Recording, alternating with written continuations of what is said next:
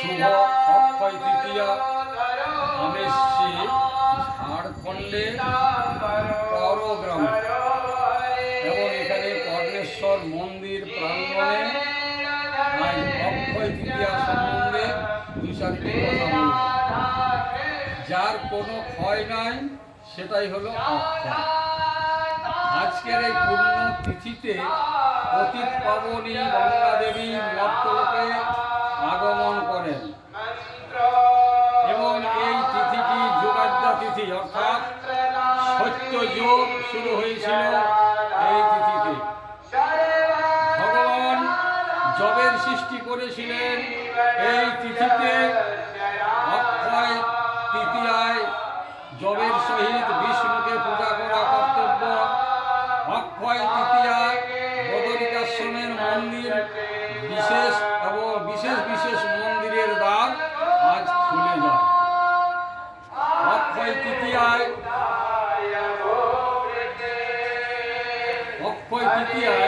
মহাভারত রচনা করেন মহামণি ব্যাসদেব, লিপিবদ্ধ করেন শ্রী শ্রী পার্বতী পুত্র গণেশজি। ভগবান পরশুরাম অবতার রূপে আবির্ভূত হয়েছিলেন এই অক্ষয় তৃতীয়ায়। কাজে আজকে পরশুরাম জয়ন্তী।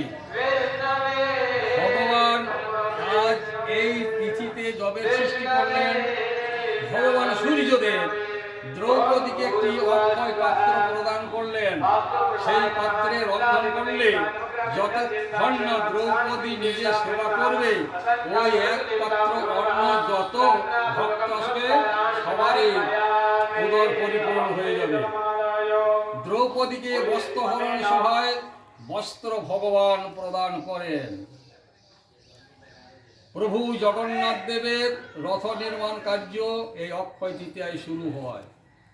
প্রভু জগন্নাথ দেবের চন্দন যাত্রা, বৃন্দাবনে শ্রী শ্রী বাঙ্কে বিহারীর চরণ দর্শন হয় এই অক্ষয় তৃতীয়ায়।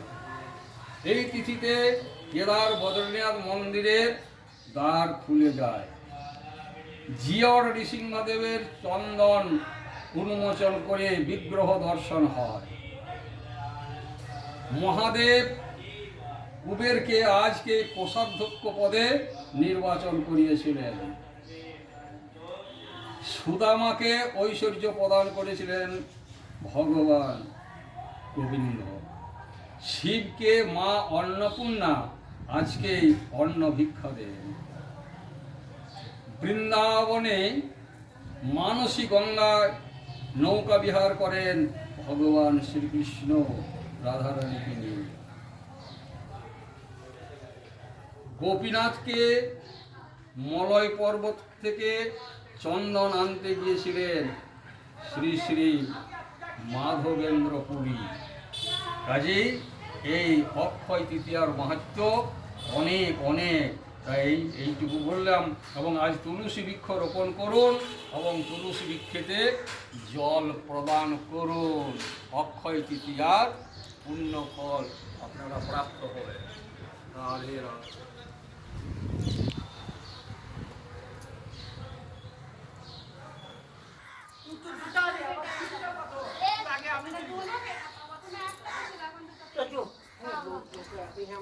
पंडित जी आप तो अभी रहिएगा ना? हाँ अभी इस सब रख दीजिए, हमारा दीजिए।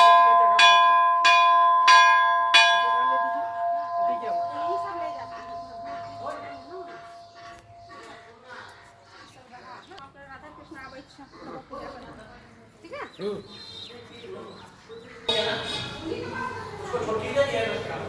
हाँ हमको 10 रुपये मिले।